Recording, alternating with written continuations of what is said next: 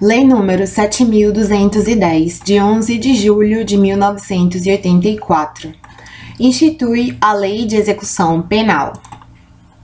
Título 1. Do objeto e da aplicação da Lei de Execução Penal. Artigo 1º. A execução penal tem por objetivo efetivar as disposições de sentença ou decisão criminal e proporcionar condições para a harmônica integração social do condenado e do internado. Artigo 2º.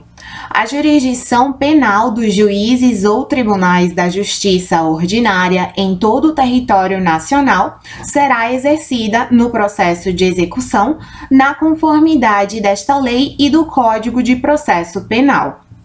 Parágrafo único. Esta lei aplicar-se-á igualmente ao preso provisório e ao condenado pela Justiça Eleitoral ou Militar, quando recolhido a estabelecimento sujeito à jurisdição ordinária. Artigo 3º.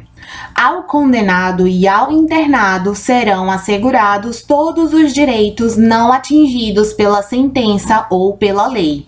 Parágrafo único. Não haverá qualquer distinção de natureza racial, social, religiosa ou política. Artigo 4º. O Estado deverá recorrer à cooperação da comunidade nas atividades de execução da pena e da medida de segurança. Título 2. Do condenado e do internado. Capítulo 1. Da classificação. Artigo 5º. Os condenados serão classificados segundo os seus antecedentes e personalidade para orientar a individualização da execução penal. Artigo 6º. A classificação será feita por comissão técnica de classificação que elaborará o programa individualizador da pena privativa de liberdade adequada ao condenado ou preso provisório. Artigo 7º. A comissão técnica de classificação existente em cada estabelecimento será presidida pelo diretor e composta, no mínimo, por 2 chefes de serviço, um psiquiatra, um psicólogo e um assistente social, quando se tratar de condenado à pena privativa de liberdade. Parágrafo único. Nos demais casos, a comissão atuará junto ao juízo da execução e será integrada por fiscais do serviço social. Artigo 8º. O condenado ao cumprimento de pena privativa de liberdade em regime fechado será submetido a exame criminológico para a obtenção dos elementos necessários a uma adequada classificação e com vistas à individualização da execução. Parágrafo único.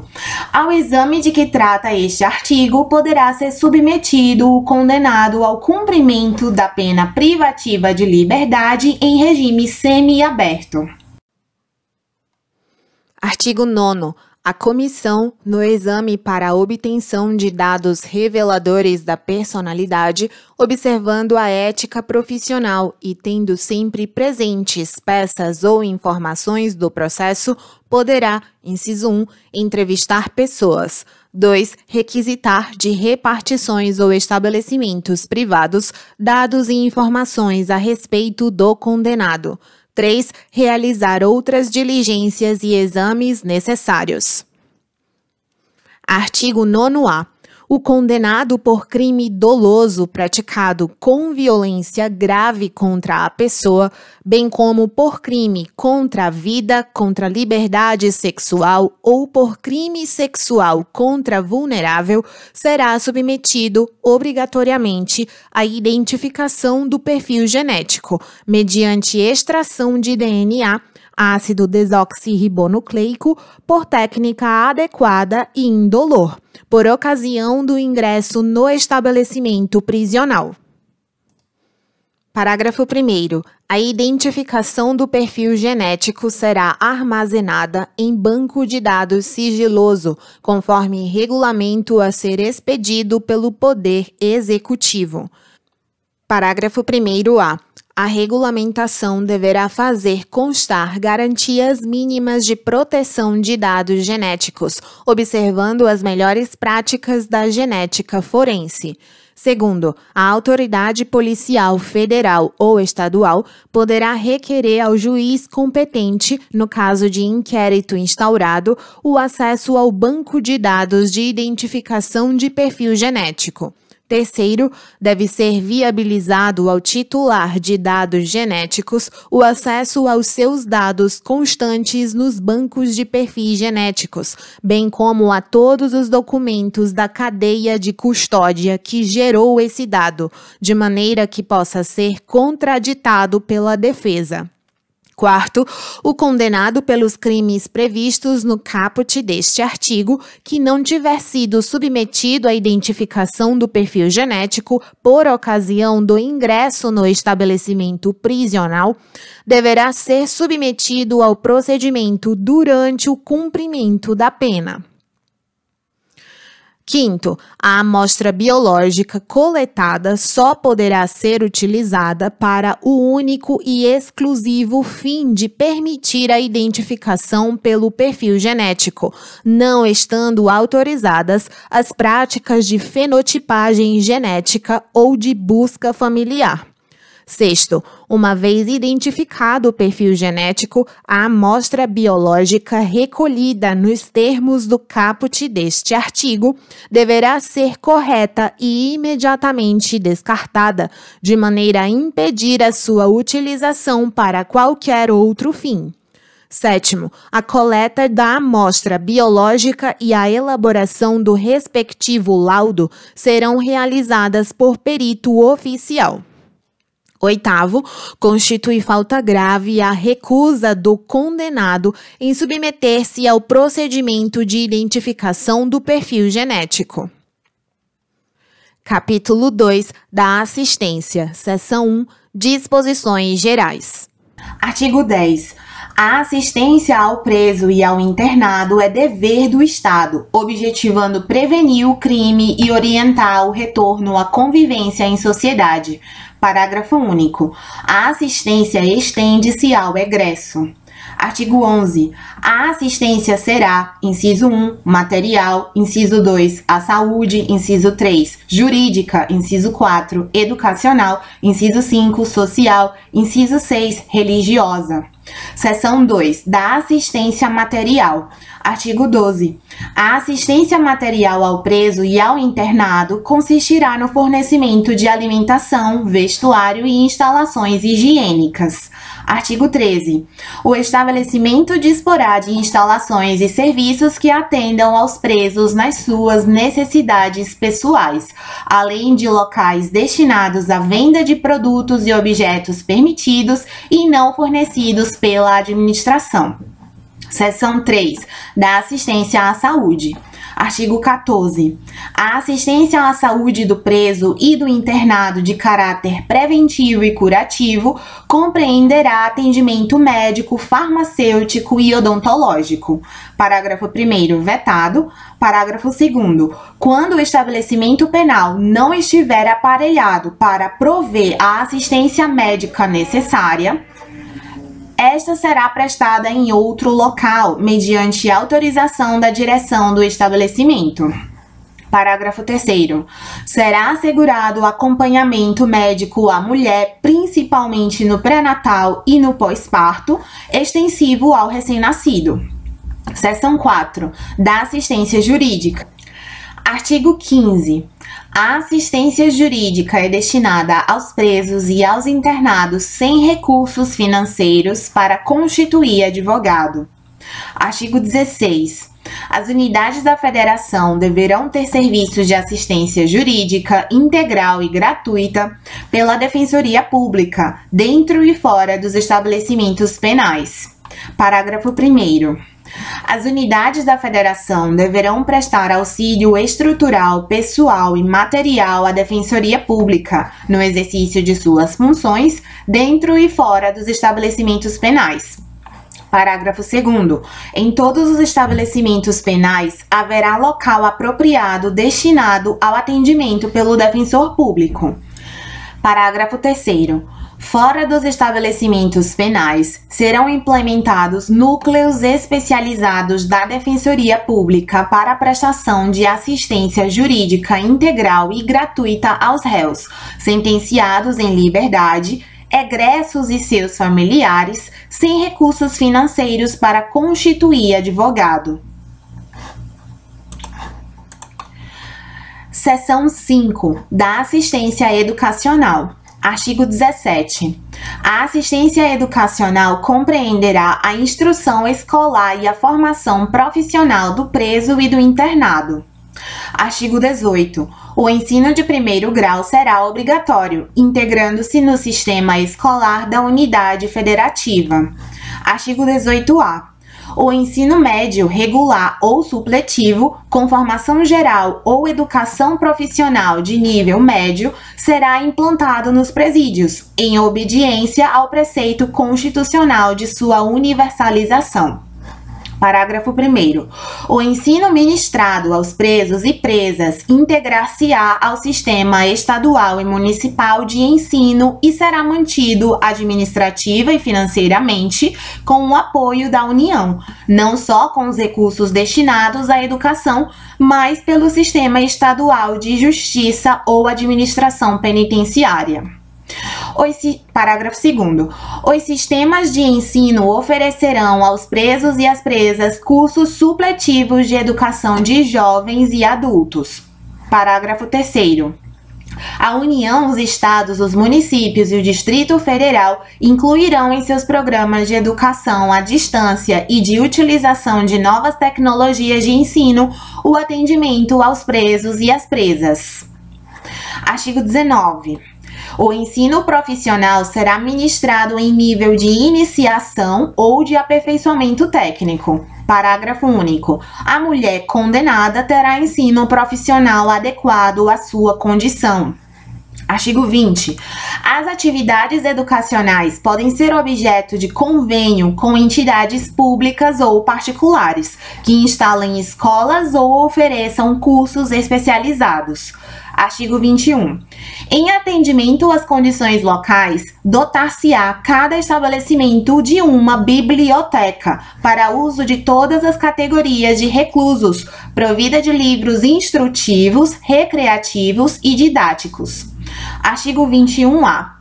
O censo penitenciário deverá apurar, inciso 1, o nível de escolaridade dos presos e das presas, inciso 2, a existência de cursos nos níveis fundamental e médio e o número de presos e presas atendidos, inciso 3, a implementação de cursos profissionais em nível de iniciação ou aperfeiçoamento técnico e o número de presos e presas atendidos, inciso 4, a existência de bibliotecas e as condições de seu acervo.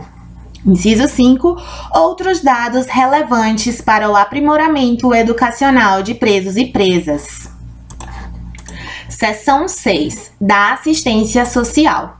Artigo 22. A assistência social tem por finalidade amparar o preso e o internado e prepará-los para o retorno à liberdade. Artigo 23. Incumbe ao Serviço de Assistência Social, inciso 1, conhecer os resultados dos diagnósticos ou exames. Inciso 2, relatar por escrito ao diretor do estabelecimento os problemas e as dificuldades enfrentadas pelo assistido. Inciso 3, acompanhar o resultado das permissões de saídas e das saídas temporárias. Inciso 4, promover no estabelecimento, pelos meios disponíveis, a recreação. Inciso 5, promover a orientação do assistido na fase final do cumprimento da pena e do liberando, de modo a facilitar o seu retorno à liberdade. Inciso 6, providenciar a obtenção de documentos, dos benefícios da Previdência Social e do seguro por acidente no trabalho. Inciso 7. Orientar e amparar, quando necessário, a família do preso, do internado e da vítima. Seção 7. Da assistência religiosa. Artigo 24.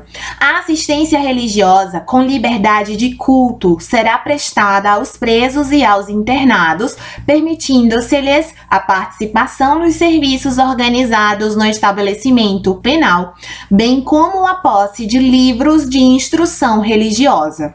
Parágrafo 1º. No estabelecimento haverá local apropriado para os cultos religiosos. Parágrafo 2º. Nenhum preso ou internado poderá ser obrigado a participar de atividade religiosa. Seção 8. Da assistência ao egresso. Artigo 25. A assistência ao egresso consiste, inciso 1, na orientação e apoio para reintegrá-lo à vida em liberdade. Inciso 2, na concessão, se necessário, de alojamento e alimentação, em estabelecimento adequado, pelo prazo de 2 meses. Parágrafo único. O prazo estabelecido no inciso 2 poderá ser prorrogado uma única vez, comprovado, por declaração do assistente social, o empenho na obtenção de emprego. Artigo 26. Considera-se egresso para os efeitos desta lei, inciso 1, o liberado definitivo, pelo prazo de 1 ano a contar da saída do estabelecimento. Inciso 2, o liberado condicional, durante o período de prova. Artigo 27. O Serviço de Assistência Social colaborará com o egresso para a obtenção de trabalho. Capítulo 3. Do Trabalho. Seção 1. Disposições gerais. Artigo 28. O trabalho do condenado como dever social e condição de dignidade humana terá finalidade educativa e produtiva. Parágrafo 1º. Aplicam-se à organização e aos métodos de trabalho as precauções relativas à segurança e à higiene. Parágrafo 2º. O trabalho do preso não está sujeito ao regime da consolidação das leis do trabalho. Artigo 29. O trabalho do preso será remunerado mediante prévia tabela, não podendo ser inferior a 3/4 do salário mínimo. Parágrafo 1º. O produto da remuneração pelo trabalho deverá atender: a linha A indenização dos danos causados pelo crime, desde que determinados judicialmente e não reparados por outros meios. A linha B, a assistência à família. A linha C, a pequenas despesas pessoais. A linha D, ao ressarcimento ao Estado das despesas realizadas com a manutenção do condenado, em proporção a ser fixada e sem prejuízo da destinação prevista nas letras anteriores. Parágrafo 2º. Ressalvadas outras aplicações legais, será depositada a parte restante para a constituição do pecúlio em caderneta de poupança, que será entregue ao condenado quando posto em liberdade. Artigo 30. As tarefas executadas como prestação de serviço à comunidade não serão remuneradas. Seção 2. Do trabalho interno. Artigo 31. O condenado à pena privativa de liberdade está obrigado ao trabalho na medida de suas aptidões e capacidade. Parágrafo único. Para o preso provisório, o trabalho não é obrigatório e só poderá ser executado no interior do estabelecimento. Artigo 32. Na atribuição do trabalho, deverão ser levadas em conta a habilitação, a condição pessoal e as necessidades futuras do preso, bem como as oportunidades oferecidas pelo mercado. Parágrafo 1º. Deverá ser limitado, tanto quanto possível, o artesanato sem expressão econômica, salvo nas regiões de turismo. Parágrafo 2º. Os maiores de 60 anos poderão solicitar ocupação adequada à sua idade. Parágrafo 3º. Os doentes ou deficientes físicos somente exercerão atividades apropriadas ao seu estado. Artigo 33. A jornada normal de trabalho não será inferior a 6 nem superior a 8 horas, com descanso nos domingos e feriados. Parágrafo único. poderá ser atribuído o horário especial de trabalho aos presos designados para os serviços de conservação e manutenção do estabelecimento penal. Artigo 34. O trabalho poderá ser gerenciado por fundação ou empresa pública com autonomia administrativa e terá por objetivo a formação profissional do condenado. Parágrafo 1º. Nessa hipótese, incumbirá à entidade gerenciadora promover e supervisionar a produção, com critérios e métodos empresariais, encarregar-se de sua comercialização, bem como suportar despesas, inclusive pagamento de remuneração adequada. Parágrafo 2º. Os governos federal, estadual e municipal poderão celebrar convênio com a iniciativa privada para a implantação de oficinas de trabalho referentes a setores de apoio dos presídios. Artigo 35.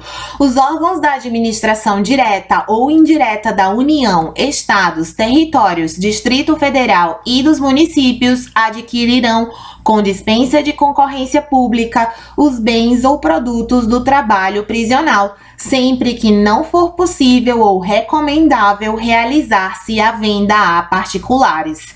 Parágrafo único. Todas as importâncias arrecadadas com as vendas reverterão em favor da fundação ou empresa pública a que alude o artigo anterior ou, na sua falta, do estabelecimento penal. Seção 3. Do trabalho externo. Artigo 36.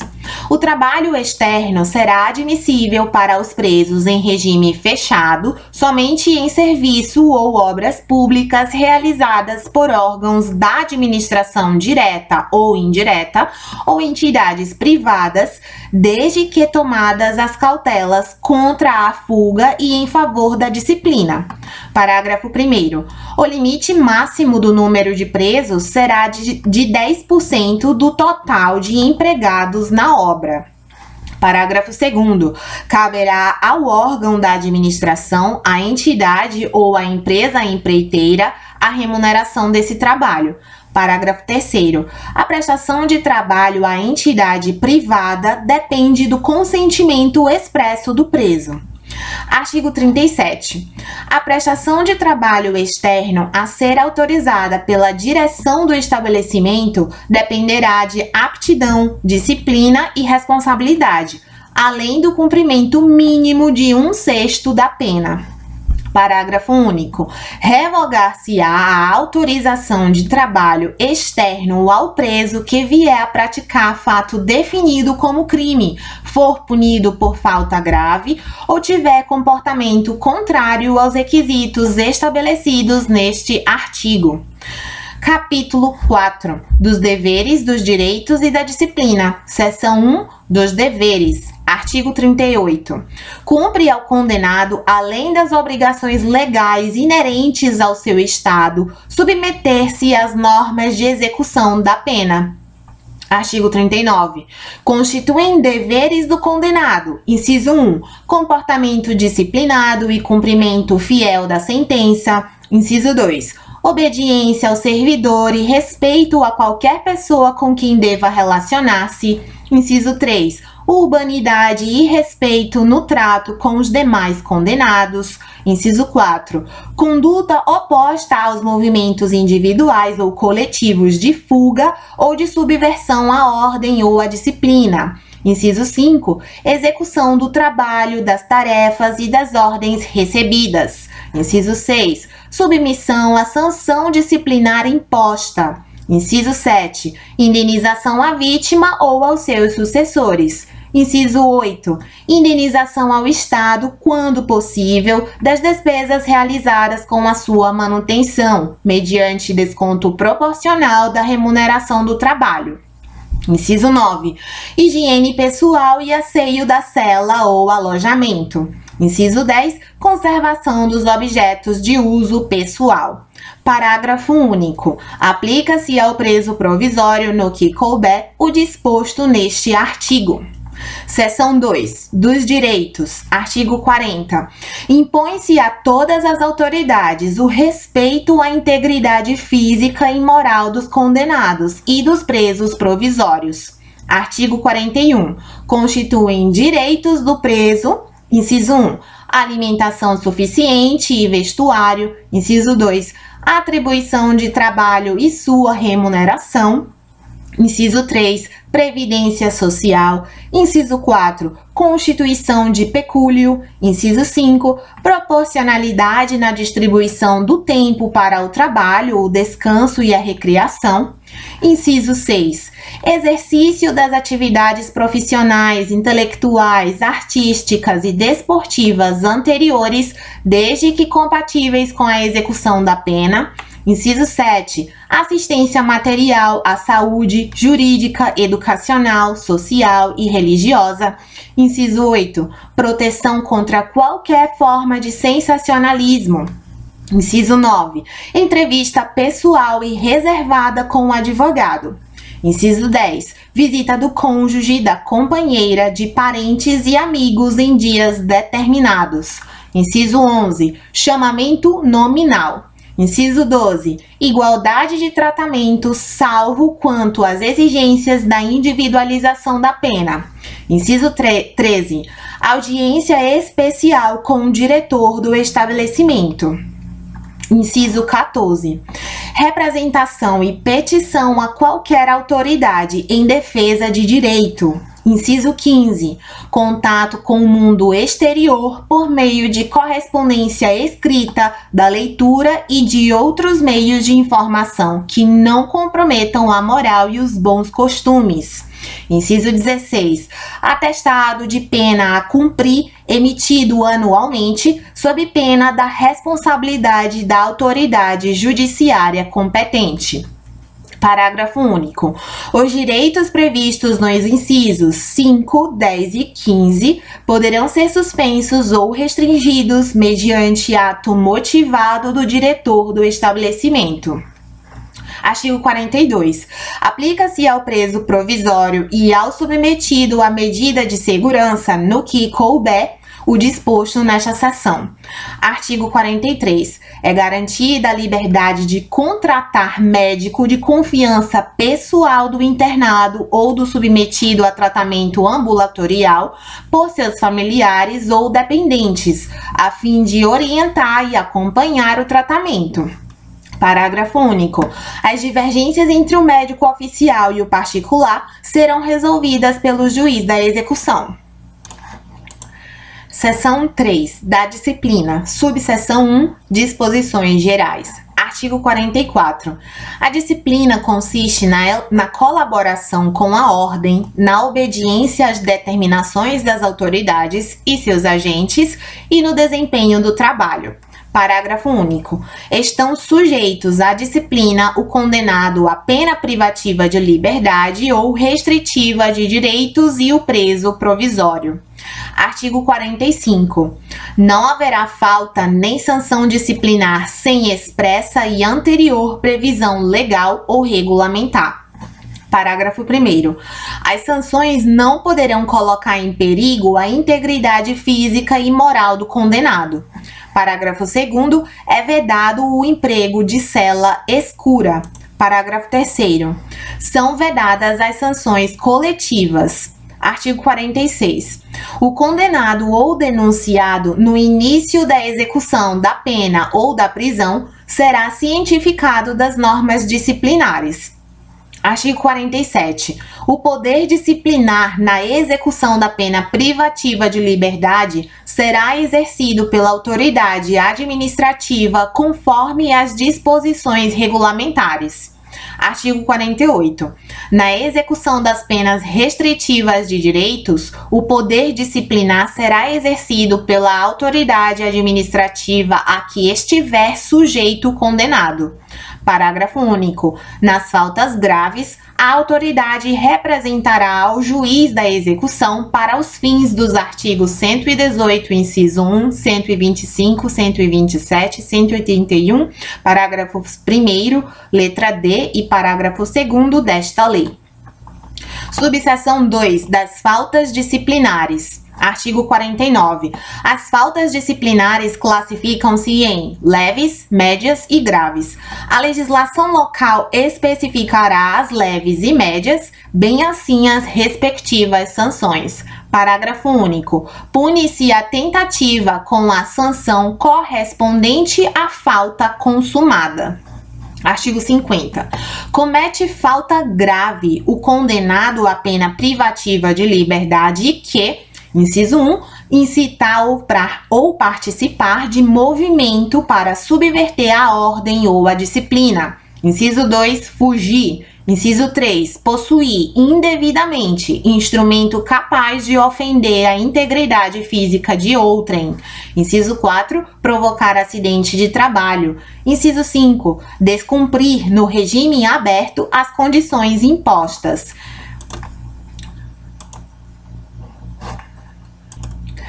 Inciso 6. Inobservar os deveres previstos nos incisos 2 e 5 do artigo 39 desta lei.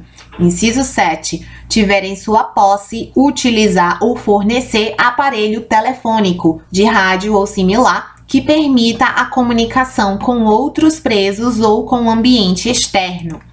Inciso 8. Recusar submeter-se ao procedimento de identificação do perfil genético. Parágrafo único. O disposto neste artigo aplica-se no que couber ao preso provisório. Artigo 51. Comete falta grave o condenado à pena restritiva de direitos que, inciso 1, descumprir injustificadamente a restrição imposta. Inciso 2, retardar injustificadamente o cumprimento da obrigação imposta. Inciso 3. Inobservar os deveres previstos nos incisos 2 e 5 do artigo 39 desta lei. Artigo 52. A prática de fato previsto como crime doloso constitui falta grave e, quando ocasionar subversão da ordem ou disciplina internas, sujeitará o preso provisório ou condenado, nacional ou estrangeiro, sem prejuízo da sanção penal, ao regime disciplinar diferenciado, com as seguintes características. Inciso 1. Duração máxima de até 2 anos, sem prejuízo de repetição da sanção por nova falta grave de mesma espécie. Inciso 2. Recolhimento em cela individual. Inciso 3. Visitas quinzenais de 2 pessoas por vez, a serem realizadas em instalações equipadas para impedir o contato físico e a passagem de objetos, por pessoa da família ou, no caso de terceiro, autorizado judicialmente, com duração de 2 horas. Inciso 4. Direito do preso à saída da cela por 2 horas diárias para banho de sol, em grupos de até 4 presos, desde que não haja contato com presos do mesmo grupo criminoso. Inciso 5. Entrevistas sempre monitoradas, exceto aquelas com seu defensor, em instalações equipadas para impedir o contato físico e a passagem de objetos, salvo expressa autorização judicial em contrário. Inciso 6. Fiscalização do conteúdo da correspondência. Inciso 7. Participação em audiências judiciais, preferencialmente por videoconferência, garantindo-se a participação do defensor no mesmo ambiente do preso. Parágrafo 1º. O regime disciplinar diferenciado também será aplicado aos presos provisórios ou condenados, nacionais ou estrangeiros, inciso 1, que apresentem alto risco para a ordem e a segurança do estabelecimento penal ou da sociedade. Inciso 2, sobre os quais recaiam fundadas suspeitas de envolvimento ou participação, a qualquer título, em organização criminosa, associação criminosa ou milícia privada, independentemente da prática de falta grave. Parágrafo 2º, revogado. Parágrafo 3º. existindo indícios de que o preso exerce liderança em organização criminosa, associação criminosa ou milícia privada, ou que tenha atuação criminosa em 2 ou mais estados da federação, o regime disciplinar diferenciado será obrigatoriamente cumprido em estabelecimento prisional federal. Parágrafo 4º. Na hipótese dos parágrafos anteriores, o regime disciplinar diferenciado poderá ser prorrogado sucessivamente por períodos de 1 ano, existindo indícios de que o preso, inciso 1, continua apresentando alto risco para a ordem e a segurança do estabelecimento penal de origem ou da sociedade. Inciso 2, mantém os vínculos com organização criminosa, associação criminosa ou milícia privada, considerados também o perfil criminal e a função desempenhada por ele no grupo criminoso, a operação duradoura do grupo, a superveniência de novos processos criminais e os resultados do tratamento penitenciário. Parágrafo 5º. Na hipótese prevista no parágrafo 3º deste artigo, o regime disciplinar diferenciado deverá contar com alta segurança interna e externa, principalmente no que diz respeito à necessidade de se evitar contato do preso com membros de sua organização criminosa, associação criminosa ou milícia privada ou de grupos rivais. Parágrafo 6º.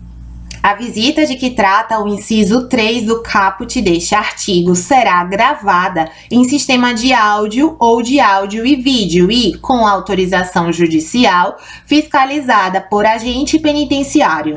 Parágrafo 7º. Após os primeiros 6 meses de regime disciplinar diferenciado, o preso que não receber a visita de que trata o inciso 3 do caput deste artigo poderá, após prévio agendamento, ter contato telefônico, que será gravado com uma pessoa da família, 2 vezes por mês e por 10 minutos. Subseção 3, das sanções e das recompensas. Artigo 53. Constituem sanções disciplinares, inciso 1, advertência verbal, inciso 2, repreensão, inciso 3, suspensão ou restrição de direitos, artigo 41, parágrafo único, inciso 4, isolamento na própria cela ou em local adequado, nos estabelecimentos que possuam alojamento coletivo, observado o disposto no artigo 88 desta lei. Inciso 5, inclusão no regime disciplinar diferenciado. Artigo 54. As sanções dos incisos 1 a 4 do artigo 53 serão aplicadas por ato motivado do diretor do estabelecimento e a do inciso 5 por prévio e fundamentado despacho do juiz competente. Parágrafo 1º. A autorização para a inclusão do preso em regime disciplinar dependerá de requerimento circunstanciado elaborado pelo diretor do estabelecimento ou outra autoridade administrativa. Parágrafo 2º. A decisão judicial sobre inclusão de preso em regime disciplinar será precedida de manifestação do Ministério Público e da Defesa e prolatada no prazo máximo de 15 dias. Artigo 55. As recompensas têm em vista o bom comportamento reconhecido em favor do condenado, de sua colaboração com a disciplina e de sua dedicação ao trabalho. Artigo 56. São recompensas, inciso 1, o elogio, inciso 2, a concessão de regalias. Parágrafo único. A legislação local e os regulamentos estabelecerão a natureza e a forma de concessão de regalias. Subseção 4. Da aplicação das sanções. Artigo 57. Na aplicação das sanções disciplinares, levar-se-ão em conta a natureza, os motivos, as circunstâncias e as consequências do fato, bem como a pessoa do faltoso e seu tempo de prisão. Parágrafo único. Nas faltas graves, aplicam-se as sanções previstas nos incisos 3 a 5 do artigo 53 desta lei. Artigo 58.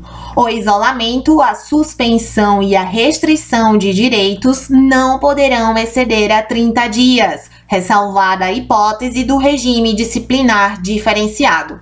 Parágrafo único. O isolamento será sempre comunicado ao juiz da execução. Subseção 5 do procedimento disciplinar. Artigo 59. Praticada a falta disciplinar, deverá ser instaurado o procedimento para sua apuração, conforme regulamento assegurado o direito de defesa. Parágrafo único. A decisão será motivada. Artigo 60. A autoridade administrativa poderá decretar o isolamento preventivo do faltoso pelo prazo de até 10 dias. A inclusão do preso no regime disciplinar diferenciado, no interesse da disciplina e da averiguação do fato, dependerá de despacho do juiz competente. Parágrafo único. O tempo de isolamento ou inclusão preventiva no regime disciplinar diferenciado será computado no período de cumprimento da sanção disciplinar.